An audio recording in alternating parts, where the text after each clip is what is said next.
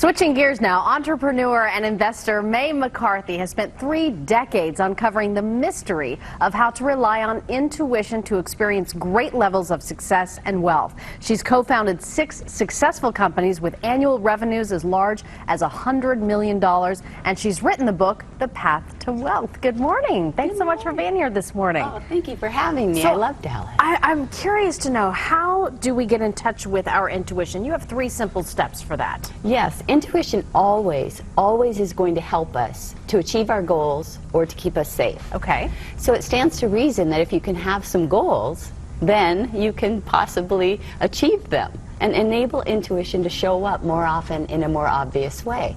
So the first thing that you do every day is write out your goals as though you've already achieved them. Okay. Every single day? Every day. And it's really important to note that when you're writing out your goals as though you've already achieved them, you're actually activating intuition to show up and show you more possibilities. Okay. Have you ever heard anybody say, oh, I want to lose 10 pounds? Oh, of course.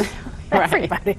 Well, let's think about that goal for a minute. If that's your goal, to be wanting to lose 10 pounds, you always have to be 10 pounds overweight. So a better way to state that is to say, I'm so grateful that I am physically fit and trim and toned and energetic in a pain-free body that's easily able to hike and walk with my friends. Okay, so that's the first step, to say it every day.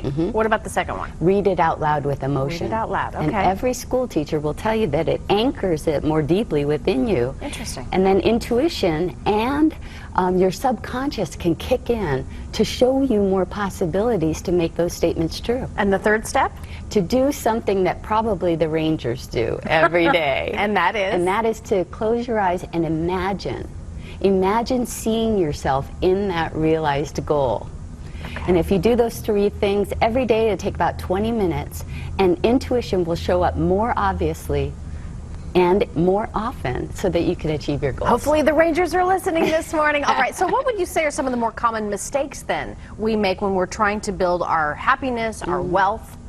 What happens is we end up talking about and focusing on what we don't want. Rather than what we do. Than what we do want. And so what happens is we see more and more evidence of what we don't want happening more often. And you say that we also have to clearly define our goals as well, or sometimes we just too vague about it? We are. Okay. And as we get more specific in terms of what our experience is that we want to have, then intuition can point us in the right direction. Well, Albert Einstein used to say the intuitive mind is a sacred gift. Even Oprah has said that listening to her own instincts helped her achieve lasting success. So give a few examples of how we can all trust those gut instincts to put our own intuition to work. Well, I'll give you a great example. There's a woman that I know. She and her husband were going through some difficult times. Her husband had been out of work for 6 months. That's so hard. They put together these goal attainment statements and did this daily practice to describe the actual goal of having a new job. He wrote down everything that he wanted in that new job and described what skills and talents he'd be using. Okay. Well, his intuition showed up as a strong thought to revise his resume. So he rewrote his resume with those goal attainment statements of using those skills and talents, sent it out, got 3 interview requests, and in a week he got 3 job offers. Incredible. All right, well, I know you've been holding some lectures across North Texas recently. How have those been going? Very, very well. And who attends the lectures? We have a wide variety. I mean, many people, CEOs all the way down to college students and mothers and fathers and spiritual leaders, all sorts of different kinds of people. I have a question for you, and that is, I think we all get instincts from time to time. How do we know which ones to follow, which ones to ignore? Right. Sometimes intuition will show up and be very calming.